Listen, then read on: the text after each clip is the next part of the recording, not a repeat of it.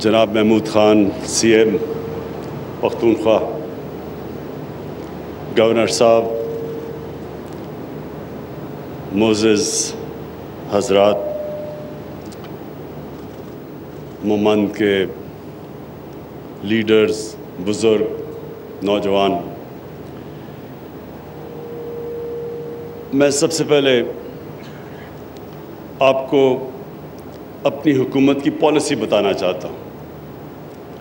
جو بھی کوئی حکومت ہوتی ہے اس کا کوئی نظریہ ہوتا ہے، اور وہ نظریہ اس کا روڈ میپ ہوتا ہے، یعنی نظریہ بتاتا ہے کہ وہ حکومت کس طرف جا رہی ہے۔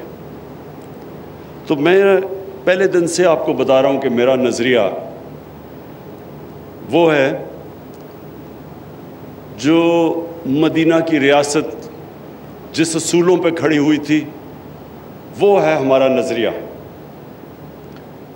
جو ہمارے نبی صلی اللہ علیہ وسلم نے پہلی ایک اسلام کی ریاست بنائی تھی، وہ ایک نظریے پہ بنی تھی۔ وہ نظریہ کیا ہے؟ وہ نظریہ یہ ہے کہ ایک ریاست کی ذمہ داری ہوتی ہے کہ وہ اپنے کمزور طبقے کو اوپر لے کے آئے۔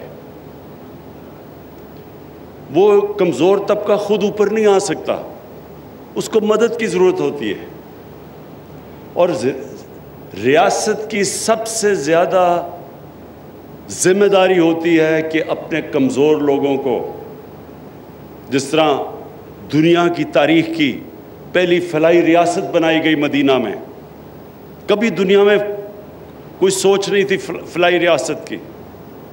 مدینہ کی ریاست میں انہوں نے ذمہ داری لی بیووں، یتیموں، معذوروں، بوڑھوں کو، غریبوں کو، اور دنیا کی تاریخ میں اس طرح کا انقلاب آیا ہی نہیں کہ وہ لوگ جن کی کوئی حیثیت ہی نہیں تھی، وہ انہوں نے دنیا کی امامت کی کئی سو سال تک۔ تو یہ ہمارا ملک بھی، جو ہمارے علامہ اقبال اور قائد اعظم کی سوچ تھی، وہی تھی اسلامی فلاحی ریاست۔ تو جب یہ آپ میرا نظریہ دیکھتے ہیں تو آپ کو سمجھ آ جاتی ہے کہ ہم کس راستے پر نکل رہے ہیں۔ ہماری یہ کوشش ہے کہ جو ہمارے کمزور طبقہ ہے ہم اس کو اوپر اٹھائیں، گورنمنٹ کی ساری پالیسیز وہ ہوں کمزور طبقے کو اوپر لانے کے لیے۔ اور جب آپ کمزور طبقے کی بات کرتے ہیں تو آپ وہ علاقوں کی بات کرتے ہیں جو پیچھے رہ جاتے ہیں۔ جب ملک میں ترقی ہوتی ہے تو جو ترقی ہونی چاہیے وہ سب کو اوپر اٹھانے کے لیے ہونی چاہیے، یہ نہیں کہ ایک علاقہ اوپر چلا جائے اور باقی ملک پیچھے رہ جائے۔ لہٰذا میرا بڑا واضح موقف ہے قبائلی علاقے کے اوپر، بلوچستان پہ، اور کئی ہماری ڈسٹرکٹس ہیں پنجاب میں، مثلا ڈی جی خان، میاں والی، یہ سب پیچھے رہ گئے ہیں۔ سندھ کے کئی علاقے اندرون سندھ میں پیچھے رہ گئے ہیں۔ تو لہٰذا جو علاقے سب سے پیچھے رہ گئے ہیں ان میں قبائلی علاقہ سب سے نمایاں ہے، کیونکہ جو سسٹم بنا تھا قبائلی علاقے کا، قبائلی علاقہ کا اسپیشل سٹیٹس تھا۔ پاکستان کے صرف 44 قانون قبائلی علاقوں میں لاگو تھے۔ تو قبائلی علاقے کی کسی نے، کیونکہ قبائلی علاقے کی ووٹ سے تو کوئی اقتدار میں نہیں آتا تھا، نہ سینٹر میں، اور نہ تب نارتھ ویسٹ فرنٹیئر پروونس تھا، اب صوبہ پختونخوا، اس میں تو اس کو قبائلی علاقے کی ووٹ کی ضرورت نہیں تھی۔ تو جس طرح سندھ کے اندر جو پارٹی اندرون سندھ سے آتی ہے وہ کراچی کے لیے کچھ نہیں کرتی، تو کراچی کے جو آج کل برے حالات ہیں اس لیے کہ جو پارٹی ووٹ لے کے آتی ہے وہ تو اندرون سندھ سے لے کے آتی ہے، تو ان کے لیے ڈیولپمنٹ کرتی ہے۔ اس سے پہلے یہ جو پنجاب کے اندر نون لیگ کا گڑھ سینٹرل پنجاب تھا، اور لاہور اصل میں گڑھ تھا، تو وہ ڈیولپمنٹ ایک ہی جگہ پہ لے جاتی تھی، باقی علاقے پیچھے رہ جاتے تھے۔ ہمارا موقف یہ ہے کہ جو علاقے پیچھے رہ گئے ہیں ہم نے سب سے زیادہ ان کے اوپر توجہ دینی ہے. اور میں جب آپ کو یہ کہتا ہوں کہ انشاءاللہ محمود خان بات ٹھیک کہتے ہیں کہ جب انشاءاللہ ہم بات کرتے ہیں قبائلی علاقے کی، ہماری پوری کوشش ہے کہ ہم زیادہ سے زیادہ فنڈز قبائلی علاقے کے اوپر خرچ کریں.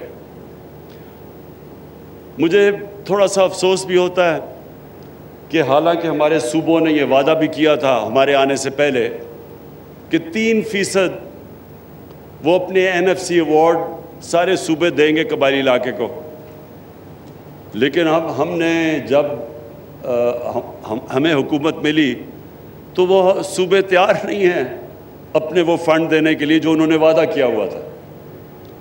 میں ان کو یاد کراتا ہوں کہ ہمارے دین کے اندر،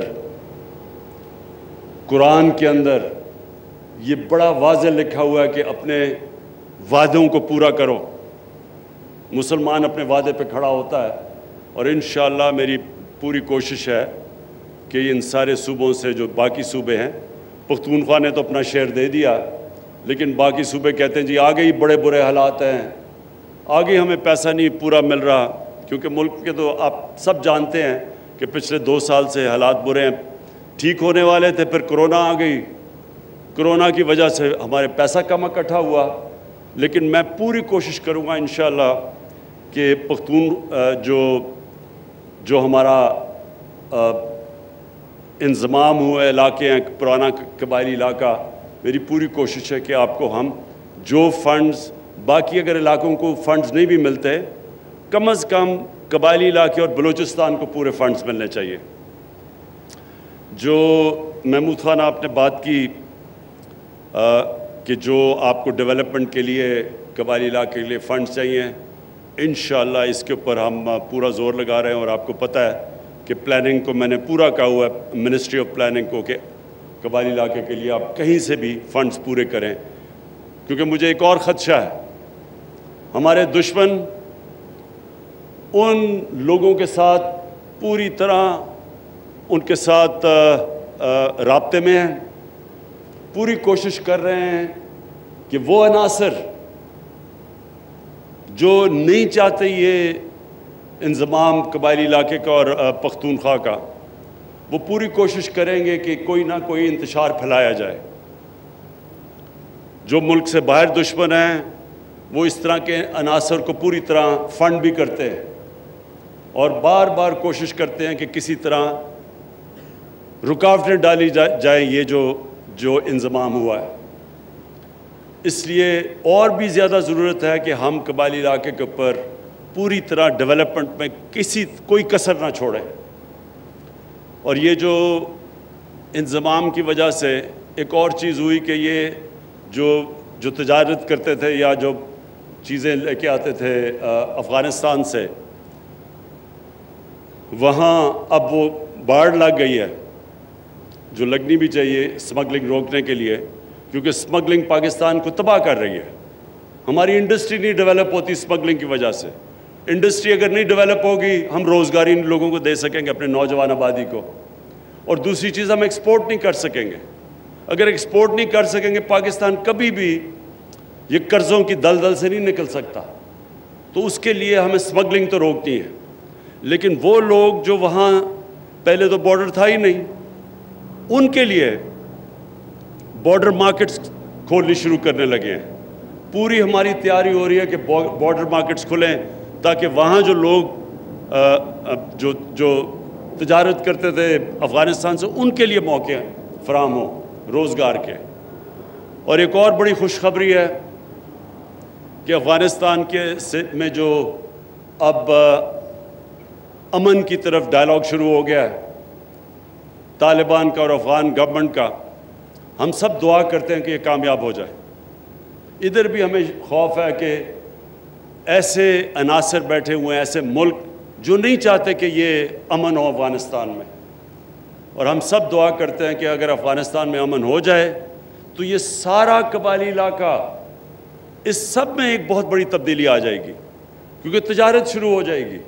یہاں سے سینٹرل ایشیا تک موقع ملے گا تجارت کرنے کا. تو وہ خوشحالی آئے گی جو ابھی تک بدقسمتی سے جب سے پاکستان بنا ہے قبائلی علاقے میں وہ خوشحالی نہیں آئی، اور اب انشاءاللہ اگر یہ جس طرف جا رہا ہے امن کا بات چیت، اور انشاءاللہ اگر یہ آگے بڑھتی ہے تو سارا قبائلی علاقہ سب میں بہت بڑی تبدیلی آئے گی تجارت کی وجہ سے۔ میں آخر میں محمود خان آپ کو پوری اپنی طرف سے اور اپنی فیڈرل گورنمنٹ کی طرف سے آپ کو یہ پورا آپ کو اعتماد سے کہتا ہوں کہ ہر قسم کا آپ کے ساتھ آپ کی مدد کی جائے گی کہ یہ جو قبائلی علاقے جو آپ کا حصہ بنے پختونخوا کا، ان کی ہر قسم کی مدد کی جائے، ہر قسم کے فنڈز دیے جائیں، ہر قسم کی ڈیولپمنٹ کی جائے، کیونکہ یہاں لوگوں کو سب سے زیادہ ضرورت ہے، اور وجہ اس کی یہ کہ 70 سالوں میں یہ قبائلی علاقہ پیچھے رہ چکا ہے۔ سب سے زیادہ غربت یہاں ہے، سب سے کم تعلیم اس علاقے میں ہے، سب سے کم روزگار اس علاقے میں ہے۔ یہاں سے لوگوں کو دور دور جانا پڑتا ہے روزگار لینے کے لیے۔ اس لیے ہماری پوری کوشش ہوگی کہ اس علاقے میں انڈسٹری بھی لگے، اور انڈسٹری وہ لگے جو ایکسپورٹ کر سکے، خاص طور پہ افغانستان، سینٹرل ایشیا میں۔ جو ایک اور بہت بڑا ذریعہ معاش اس سارے علاقے میں ہو سکتا ہے، زیتون، ہم کوشش کر رہے ہیں سب اس علاقے میں زیتون کے درخت لگائیں۔